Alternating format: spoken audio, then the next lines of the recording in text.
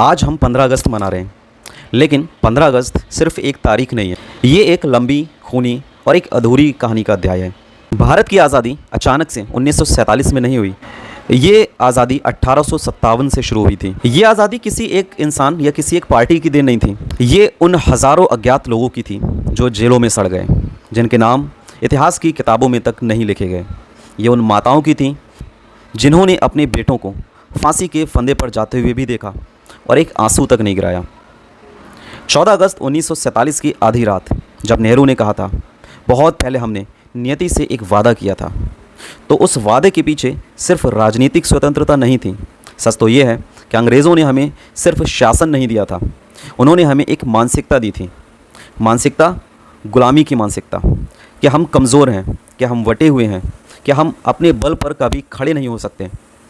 आज़ादी ने हमें झंडा दिया, संविधान दिया, संसद दी, लेकिन क्या हमने उस मानसिकता को छोड़ा? आज जब हम 15 अगस्त मनाते हैं तो हमें याद रखना कि राजनीतिक आज़ादी मिलना एक बात है और सच्ची आज़ादी मिलना दूसरी। डॉक्टर भीमराव अंबेडकर ने ये चेतावनी दी थी, राजनीतिक आज़ादी बेकार है अगर सामाजिक और आर्थिक आज़ादी ना हो।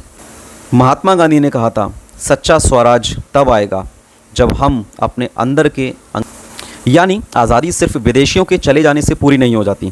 आज़ादी तब पूरी होती है जब हम डरना बंद कर दें, जब हम झूठ बोलना बंद कर दें, जब हम सिर्फ अपने स्वार्थ के लिए नहीं बल्कि पूरे देश के लिए सोचना शुरू कर दें।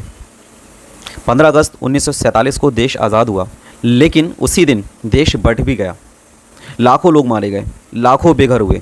आज़ादी खुशी लेकर आई, लेकिन उसके साथ एक गहरा घाव भी लेकर आई, जो आज तक पूरी तरह से भरा नहीं है।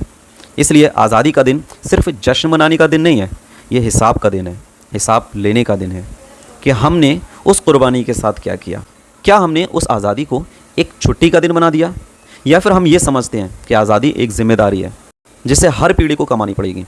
मेरे प्यारे देशवासियों, इतिहास गवाह है, कोई भी देश तब तक आज़ाद नहीं रहता जब तक उसके नागरिक आज़ाद नहीं सोचते। आज हमें सिर्फ तिरंगा फहराने की ज़रूरत नहीं है, हमें उस तिरंगे के रंगों को अपने खून, अपने पसीने और अपने फैसलों में उतारने की ज़रूरत है। क्योंकि अगर हम चूक गए तो आने वाली पीढ़ियाँ हमसे पूछेंगी, तुम्हें आज़ादी मिली थी, तुमने उसका क्या किया। कभी भी हमारे देश पर आँच आए तो हमेशा हर एक इंडियन के दिमाग में ये बात चलना चाहिए जो राम प्रसाद बिस्मिल जी ने कहा था, सरफरोशी की तमन्ना अब हमारे दिल में है, देखना है जोर कितना बाजुए कातिल में है। हम जब तक एक रहेंगे तब तक हमें कोई भी हरा नहीं सकता। इंकलाब जिंदाबाद, हिंदुस्तान जिंदाबाद। जय हिंद, जय भारत।